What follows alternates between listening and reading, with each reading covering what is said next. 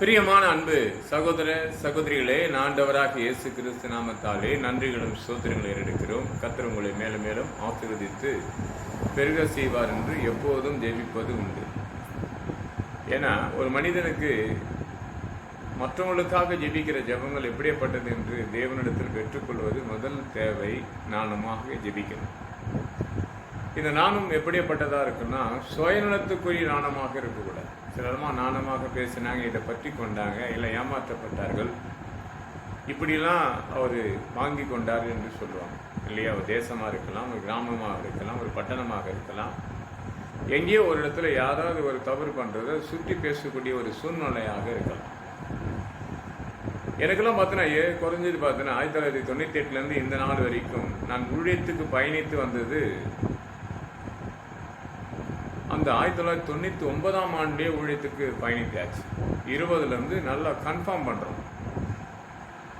அப்போது 2004 இந்த முழுமையாக எல்லாத்தையும் விட்டு தேவனுக்கு அர்ப்பணிக்கக்கூடிய ஒரு தரிசனம் கிடைச்ச பிறகு உபாசம் போட்டு 2004 முழுமையாக வரப்படும் போது கொஞ்சம் தாமதம், ஆகாரத்தில் குறைப்படுகிறது, வாழ்க்கையில் பல விதமான இடர்கள் உண்டாகக்கூடாது. ஏன்னா ஒன்றுமே தெரியாது, இந்த இப்படி துவக்கமும் தெரியாது, முடிவும் தெரியாது, சத்தியமும் தெரியாது, எதுவும் தெரியாது இல்லையா? ஆனால் வேதத்தை இந்த ஒரு ஆண்டுகளுக்கு ஒரு ஆட்டி படித்தா அந்த 2004 4 வாட்டி பைபிள் படிச்சாச்சு.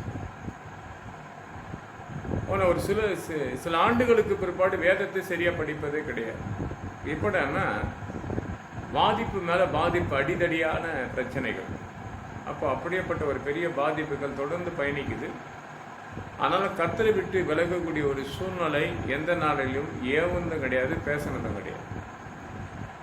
ஊழியம் செய்யணும்.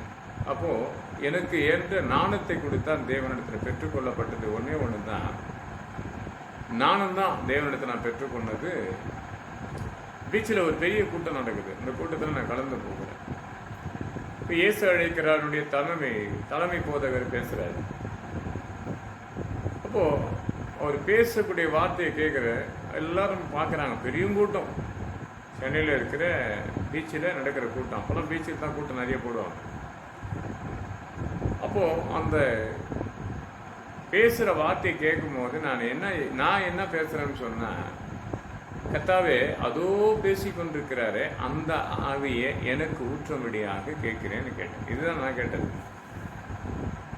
அப்போ அவரு கேட்ட ஒரு மாதத்துக்கு பிற்பாடு ஒரு கூட்டம் காஞ்சிபுரம் போகிற ரூட்டில் ஒரு கூட்டம் நடக்குது. ஒரு பெரிய ஆஃபீஸர் ஆண்டவர் ஏற்றுக்கொள்ளப்பட்டார். அவர் தாலுகா ஆஃபீஸில் ஒரு பெரிய அதிகாரியாக இருந்தவர். அதுக்கு மேலான ஒரு அதிகாரி, அது எனக்கு சொல்ல தெரியல, அதுதான் உண்மை. அவர் சங்கீதம் 150 சங்கீதத்தை முழுமையாக ஒரு 25 பேருக்கு மேற்பட்டவர்கள் அந்த போதகராக கலந்துருக்கேன். நான் சாதாரண ஒரு சுவிசேஷகர் சொல்லக்கூடியவர்களாக இருக்கிறேன். சுவிசேஷகர் என்று சொல்லக்கூட எனக்கு அந்த சொல்லுவாங்கல்ல, அந்த அதிகாரிக்குரிய எண்ணங்களும் எனக்கு கிடையாது. வேதத்தை படிப்பேன், ட்ராக்ஸ் பண்ணுவேன், ட்ராக்ஸ் எடுத்துன்னு சென்டரில் கொடுத்துருவேன். இதுதான் என்னுடைய வேலை. மருத்துவமனையில் பாதிக்கப்பட்டவங்களுக்கு இயேசுவை பற்றி சொல்லணும். அப்போல்லாம் இதுக்கு சுவிசேஷகரா அப்படின்ற பேர் வைக்க கூட எனக்கு தெரியாது.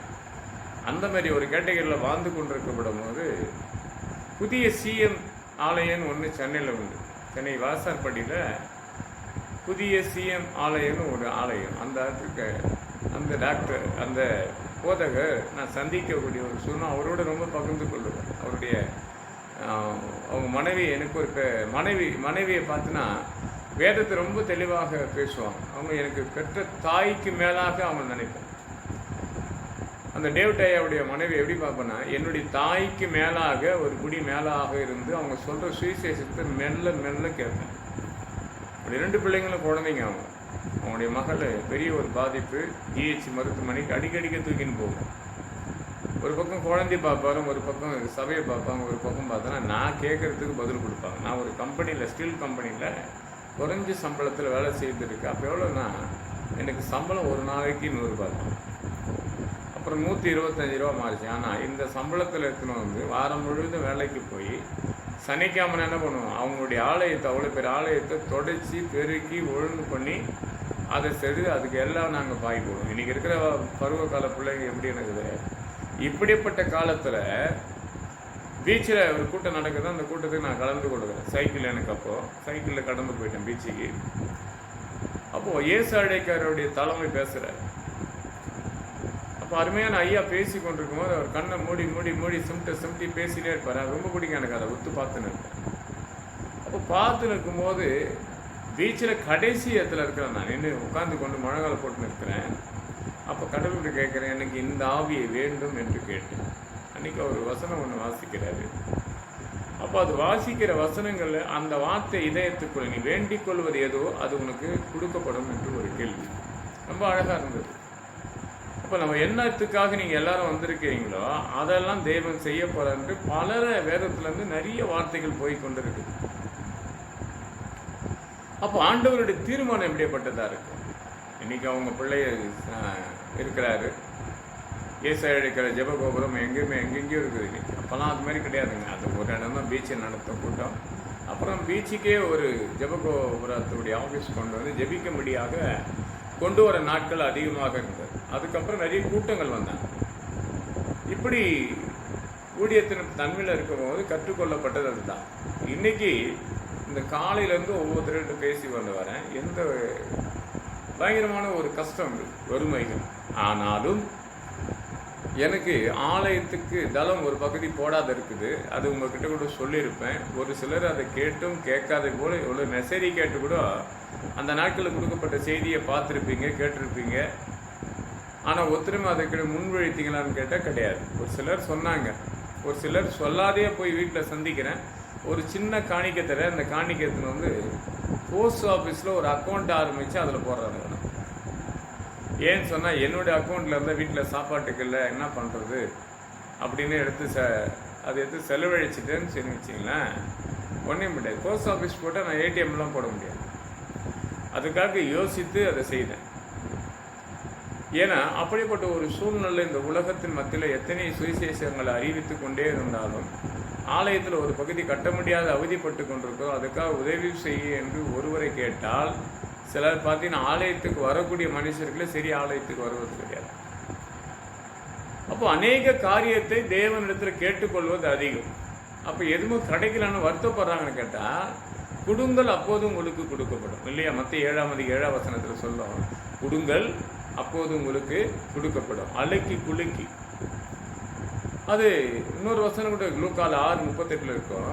கொடுங்கள் அப்போது கொடுக்கப்படும். எப்படி கொடுக்கப்படும்? அலைக்கு குலைக்கு சந்தோஷமடி. லூக்கால 5ஆம் அதிகாரத்தை படித்து என்று சொன்னால், கடலில் பயணித்து கடந்து வந்து வெறுமையாக வந்தவனுக்கு மறுபடியும் வலைய போட்டவளுக்கு அலைக்கு குலுக்கி சந்தோஷம் கிடைக்கத்தக்க ஒரு ஆசீர்வாதத்தை கற்றுக் கொடுப்பார். இதுக்கெல்லாம் என்ன வென்றால் கிடைக்கும் இதெல்லாம் கேட்டால், முதல்ல ஆண்டவரிடத்துல முழங்கால் போட்டு ஜெபிக்கக்கூடிய சூழ்நிலை ஏற்படுத்தி காட்டும். இதுதான் 1 ராஜாக்கள் புத்தகத்தில் இன்னைக்கு செய்தி. அதுதான் 3ஆம் அதிகாரத்தில் 5ஆம் வசனம் படிக்கப்படும் போது 4ஆம் வசனம் 5ஆம் வசனம் படிக்கிற பாருங்க. ரொம்ப நல்லா இருக்கும், பெஸ்ட்டாக இருக்கும். படிக்கிற பாருங்க, கேளுங்க.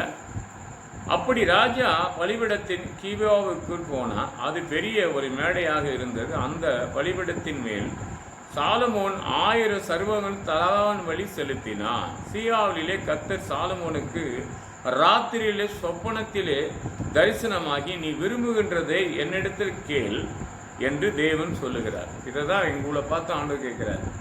ஸ்தோத்திர பலிகளை செலுத்தும் தகான பலிகளை செலுத்தின பிற்பாடு நீ விரும்பினதை கடவுளத்தில் கேட்டால் நீ பெற்றுக்கொள்ளலாம்.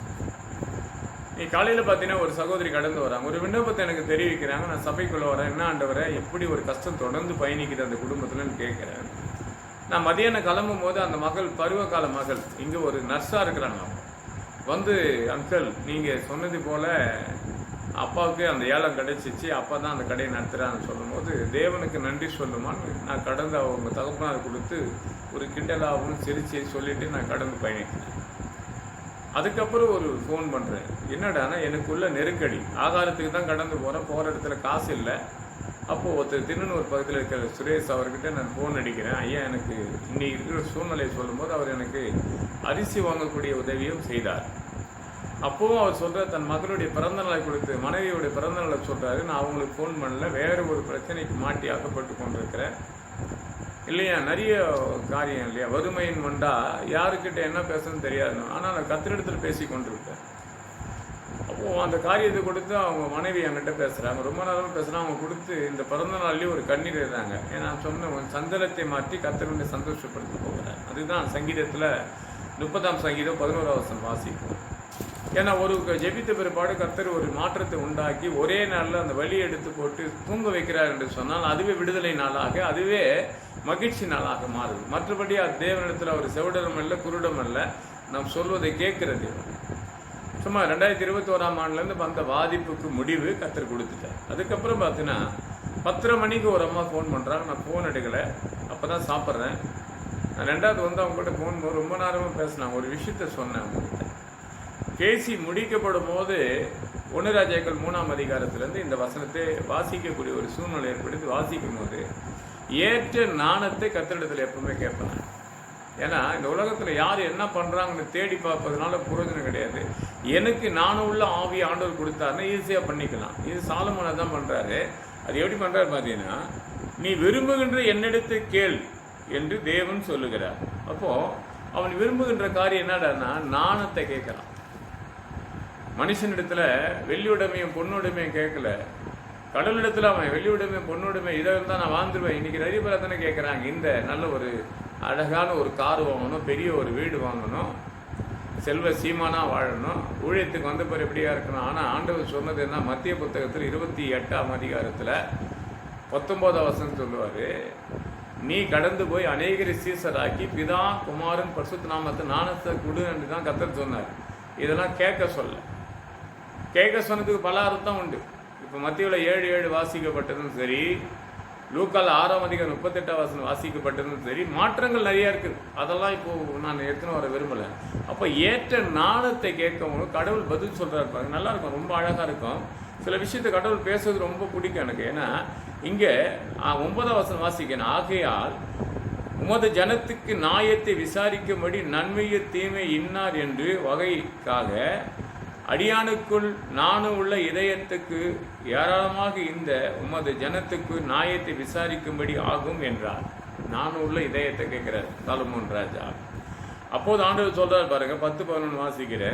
சாலமோன் இந்த காரியத்தை கேட்டதும் ஆண்டவர் பார்வைக்கு உகந்தமாக விண்ணப்பமாக இருந்தது. ஆகையால் தேவன் அவனை நோக்கி, நீ உனக்கு நீடித்த நாட்களையும் கேட்கவில்லை, ஐஸ்வர்யத்தையும் கேட்கவில்லை, உன் சத்துருகளின் திராணிகளை கேட்கவில்லை, நீ இந்த காரியத்துக்கு கேட்ட நியாயத்தை விசாரிக்க ஏற்ற நாணத்தை உனக்கு வேண்டியதுதான் நீ வேண்டிக் கொண்டபடினால் உன் வார்த்தையின்படி 12 சொல்றாரு, உன் வார்த்தையின்படி செய்கின்றேன். நானும் உள்ள உணர்வு உள்ள இதயத்தை உனக்கு தந்து இதிலே உமக்கு சரியானதும் உனக்கு முன்பாகவும் இல்லை, உனக்கு சரியான உனக்கு பின்பாகவும் எழும்போதும் இல்லை என்றார். இது 12 வரைக்கும் பார்த்தீங்கன்னா அழகாக சொல்லுவார். ஆண்டவருடைய காரியத்தை கொடுத்து நல்லா பாருங்க.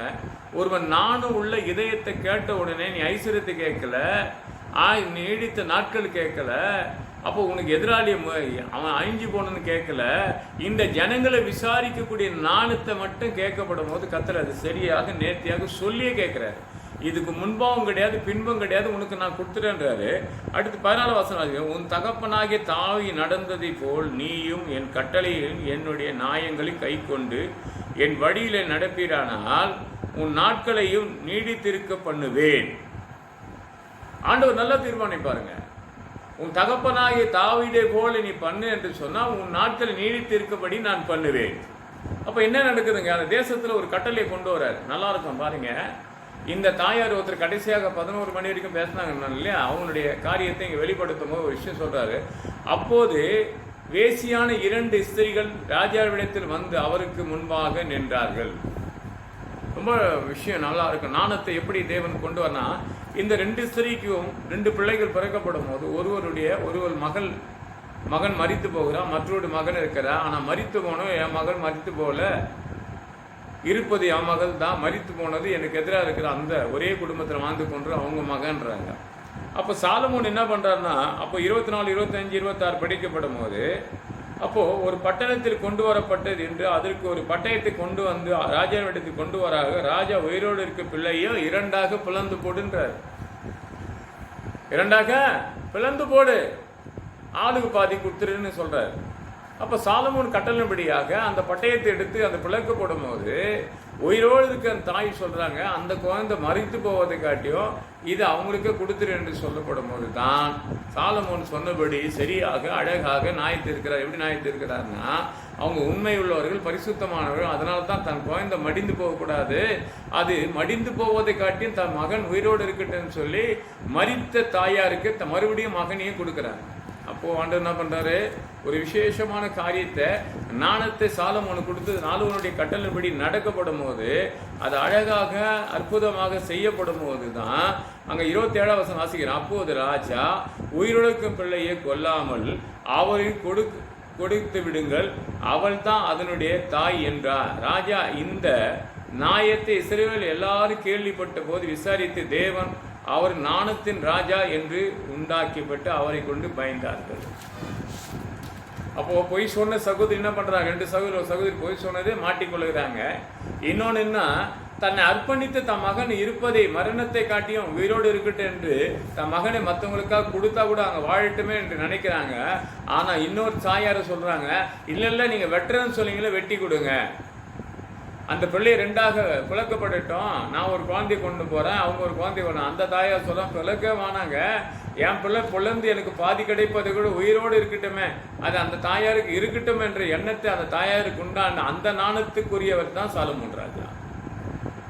அவன் கேட்கல, ஐஸ்வர்யத்தை கேட்கலங்க, நீடித்த நாட்களை வாழ்ந்து கேட்கல, எதிராளி கொண்டு போகணும்னு சொல்லி கேட்கல. இன்னைக்கு எத்தனை பேர் ஜபம் அப்படித்தானே இருக்குது, நீடித்த ஐஸ்வர்யம் தான், பணம் பதவி, நீடித்த நாட்கள் வாழணும், தான் எதிராளியெல்லாம் ஆண்டு போகணும்.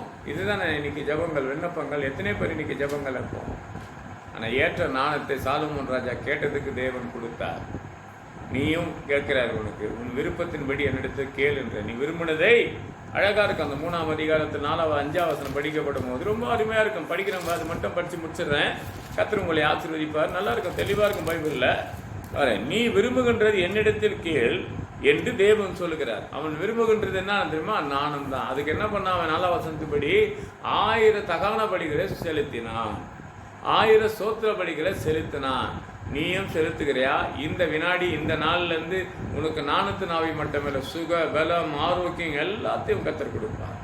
கத்தரிடத்துல சோத்திர பலிகளை செலுத்து. உன் விண்ணப்பத்தான் அவருக்கு தெரியும். நீ விரும்புகின்றதை கத்தர் கிட்ட இருந்து செய்து முடிப்பார். கத்தர் இந்த வார்த்தைகளை ஆசீர்வதிப்பார். ஆமேன், ஆமேன். ஜெபிப்போமா. என் அன்பா நேசிக்க நல்ல பிதாவே, உடைய கிருபைக்காக ஸ்தோத்திரிக்கிறோம், வல்லமைக்காக துதிக்கிறோம், போற்றுகிறோம், வணங்குகிறோம் சுவாமி. எத்தனையோ காரியத்தை கொடுத்து நான் பேசிக் கொண்டிருந்தாலும் உன்னுடைய நாணம் இல்லை என்று சொன்னால் எதுவுமே எனக்கு நடக்காதப்பா. அந்த ஆவி எனக்கும் ஊற்றும். இத்தனை ஆண்டு எனக்கு கொடுத்த கர்த்தர் மேலும் மேலும் வழி நடத்தி கடந்து ஆத்துமாதாயம் பண்ண உதவி செய்யும். நாம மகிமைப்படுத்த பெரிய கேசு உங்களுக்கு. ஆமென், ஆமென், ஆமென்.